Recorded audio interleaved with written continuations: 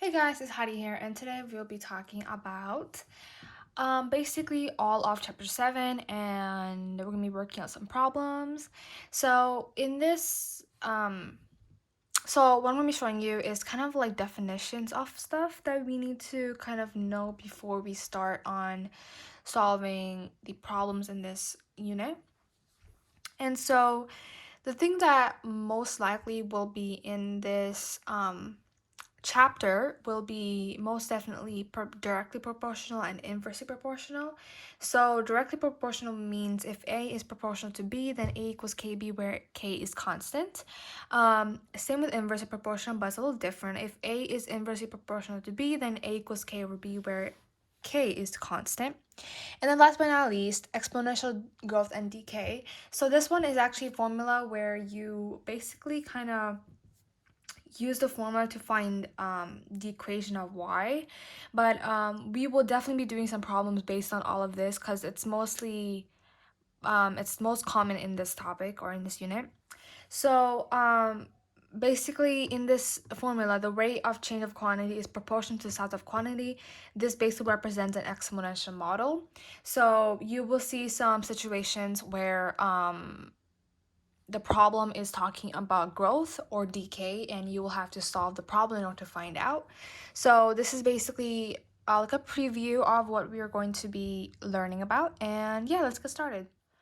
All right, guys, so we have this problem. This is basically topic 7.1, which is basically talking about directly proportional and inversely proportional. So in this problem, we'll figure out if this is directly proportional or if it's inversely proportional. So the rate of change of R is with respect to T is proportional. Let's kind of like underline this to the product of S and T. Okay, I forgot to put F right there. So basically, it's asking to find a formula that kind of matches the word problem. It's kind of like back going to like algebra 1 where you had to like find out what what letter kind of matches with the equation that you're going to put in. So it's kind of like this. So we always have to include k because k is obviously constant this on all of these problems. So we have the rate of change of r is with respect to t. So let's do dr over dt. Okay. So we kind of finished with that, right? Is proportional. Now, proportional means kind of multiplication, while inversely proportional would mean a fraction. So you know how let's go back to like where we were doing the review, where inversely proportional meant A equals K over B, while proportional meant A equals K times B. So it's kind of like this kind of problem. So it's pretty easy to like remember because if you do know that knowledge, then you will be able to easily like find out how to solve it. So this is definitely k. So always include k because k is always a constant in all these kind of problems. And then we can just use k, s, and t because it's off the product of, which is multiplication, s and t, which means that this will be the answer for this problem.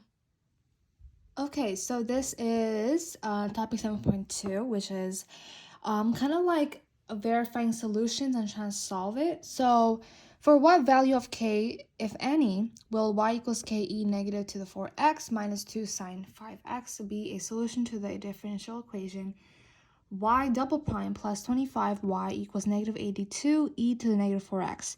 So this is kind of like an easy problem, but it does contain a lot of steps in order to solve it.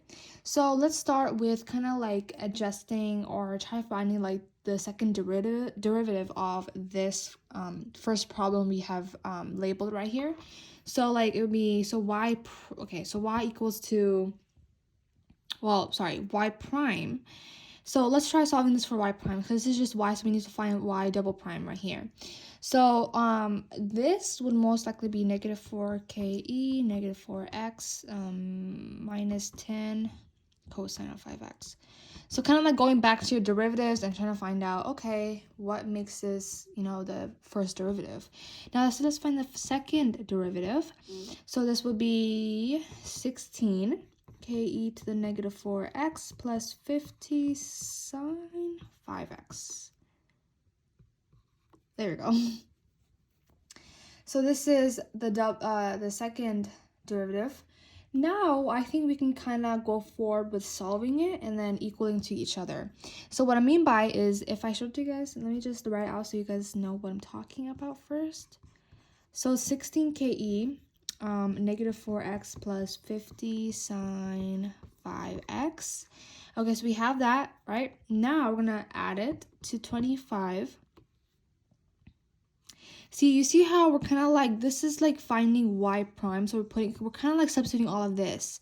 So this is y prime, and then we're going to use 25 by times by y. So let's go back to over here, because this is y. So it'll be ke to the negative 4x minus 2 sine 5x. You see that? Now it's equal to negative 82. Oh my god, no space. Okay, oh no, it's just e to the negative 4x.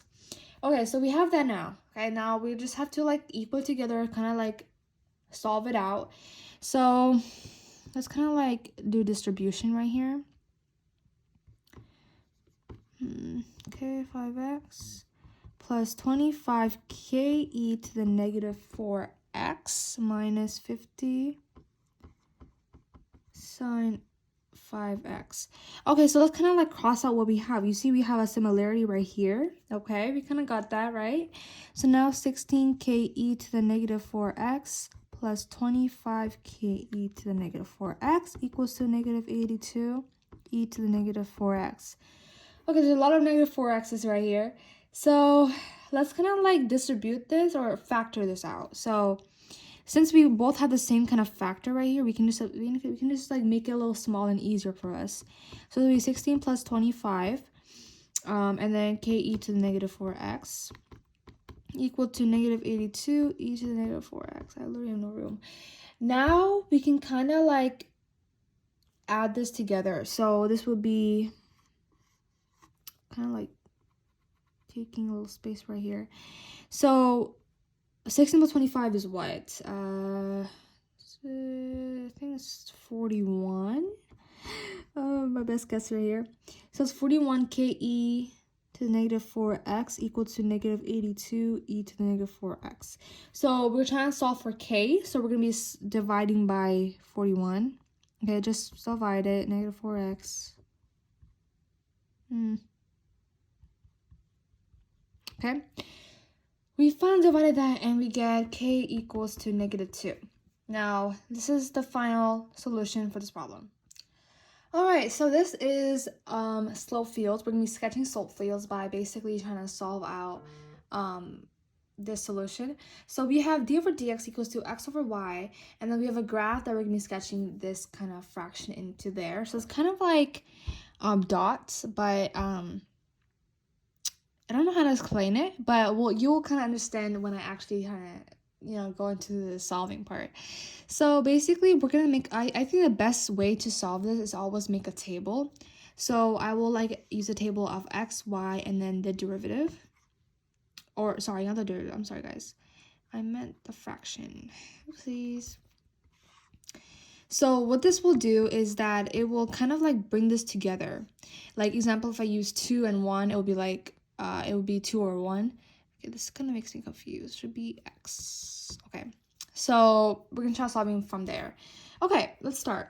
So we have, you can also do this in your mind too if the solution is not too complicated, because this is kind of like where you can kind of just do in your minds and just solve it like very, very fast.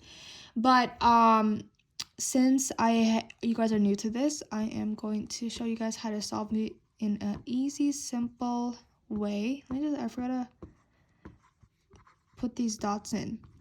But so basically these dots will kind of like I guess like express like what kind of like weights, if it's positive or negative, or like where it's leading to. You know what I mean? So let's kind of like solve this, okay?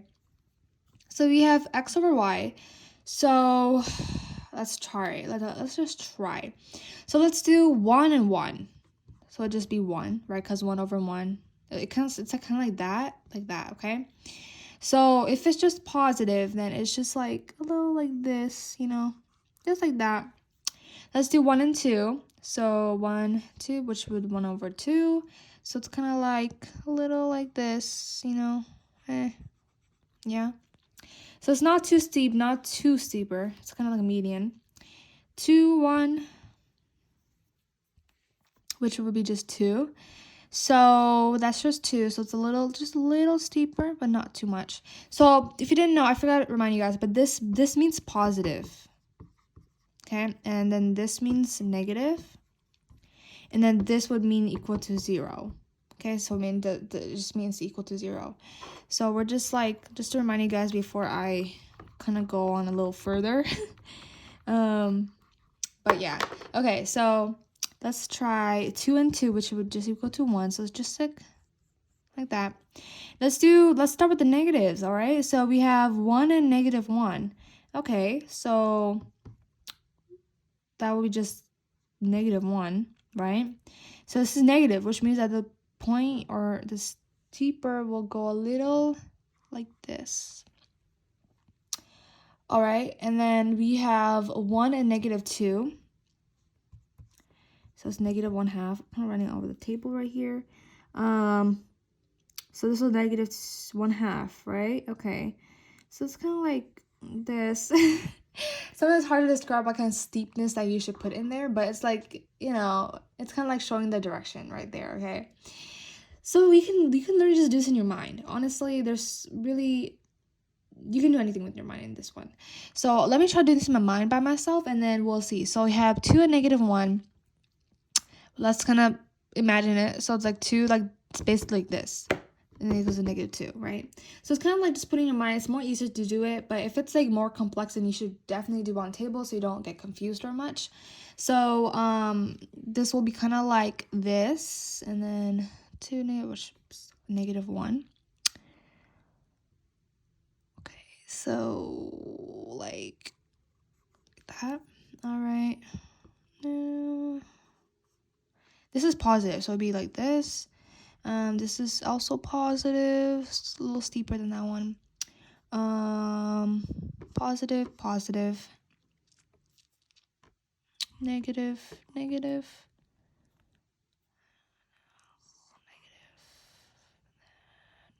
Negative 1. Alright, hey guys, so this is another kind of problem we're going to be talking about, which is separation of variables on in general solutions. So this one is a little like more steps than generally we would have, but it's a little better because, you know, when you kind of solve through it, it's kind of like, oh wait, yeah, this is kind of easy.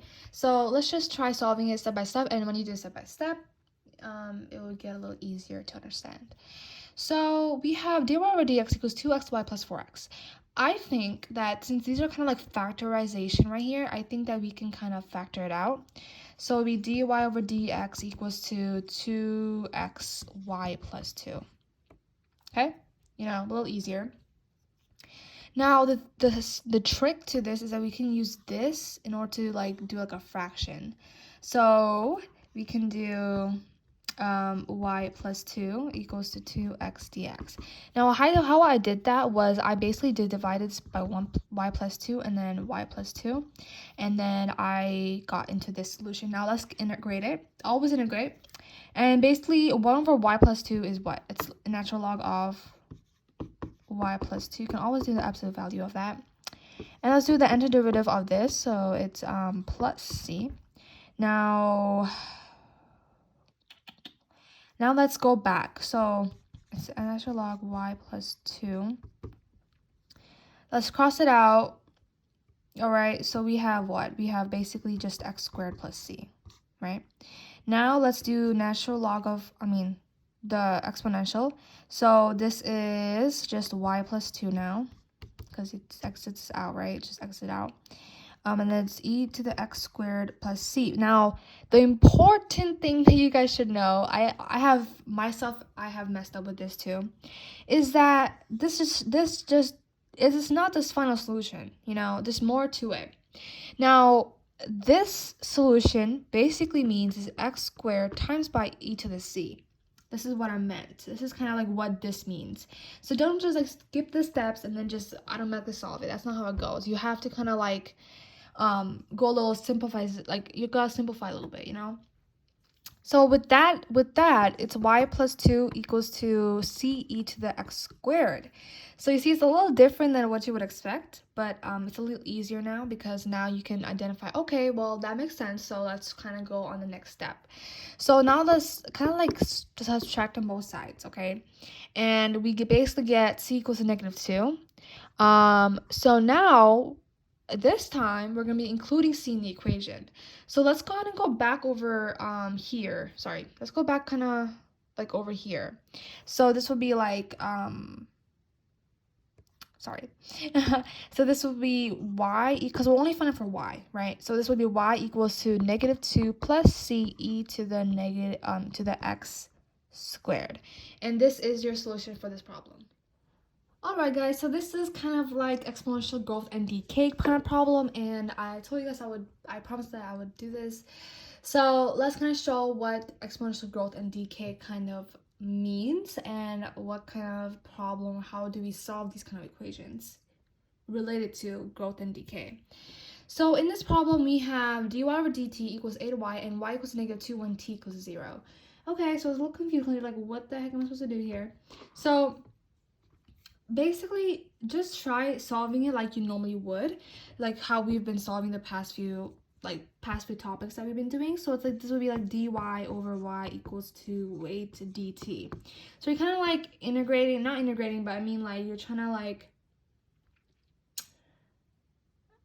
to find the y as you were doing. So it would be like this basically, right? Dy over y equals to 8 dt. So you find that. Now we can integrate it.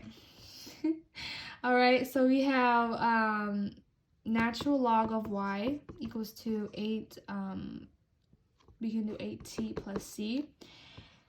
Exponential, all right, so it's kind of like the same stuff we've been doing past. So this is what? So it's c e to the 8t, yeah. Now let's now this is a little different now because now you're gonna try solving, now you're going to try solving by using the substitution what you have. So it's y equals -2 and then t is equal to 0. So it's -2 equals to ce 8 to the 0. And well, c is just equal to -2 and that's it. So that's it, right? But we're not done yet because we have to add it to the whole equation altogether. So this is y equals to -2 e to the 8t, and this is your problem for this. This is your solution for this problem.